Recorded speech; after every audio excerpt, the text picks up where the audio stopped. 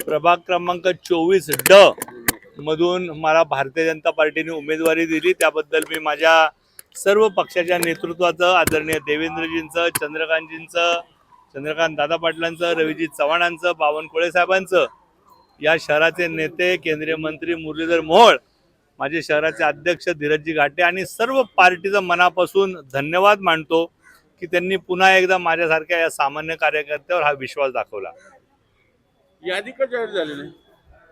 यादीचं अंतिम काम चालू आहे. आता ज्या प्रदेशात एकूण महाराष्ट्रात 29 महानगरपालिका आहेत. प्रदेशाचे अध्यक्ष या ठिकाणी सगळ्या अंतिम याद्या थोड्याच वेळात प्रसिद्ध करतील. युतीमध्ये आरपीआयला जे 9 जागा देण्यात आलेल्या आहेत त्यातले 7 भाजपचे उमेदवार दिले असं त्यांचा आरोप आहे. आणि ते पक्ष कार्यालयाबाहेर आंदोलन करतात. आपल्या आरपीआय हा आमचा सहकारी पक्ष आहे, महायुतीतला पक्ष आहे.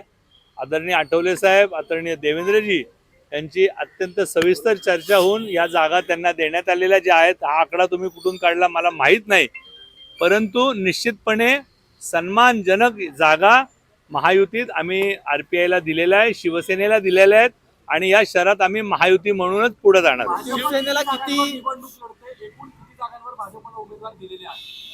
भारतीय जनता पार्टी, शिवसेना, महायुती म्हणून आम्ही 165 जागा जिंकतोय आणि लढतोय. शिवसेनेला किती जागा दिल्या त्यामध्ये?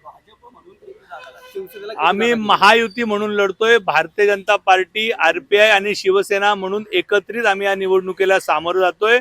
आपण जे विभाजन अपेक्षित करता तसं विभाजन महायुतीत नाही. म्हणजे ते सुद्धा आपल्या चिन्हावर नाही, भारतीय जनता पार्टीच्या चिन्हावर लढेल आणि शिवसेना शिवसेनेच्या चिन्हावर लढेल.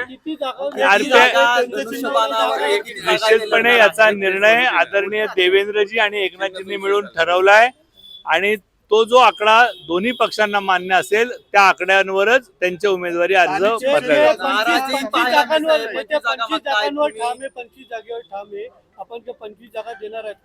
आपण ह्या महायुतीचा अंतिम जो तोडगा आहे हा आदरणीय एकनाथजी शिंदे साहेब, महाराष्ट्राचे उपमुख्यमंत्री, माजी मुख्यमंत्री आणि या महाराष्ट्राचे मुख्यमंत्री आदरणीय देवेंद्रजी मिळून ठरवतील. तो आकडा आम्हा सर्व कार्यकर्त्यांना मान्य असेल.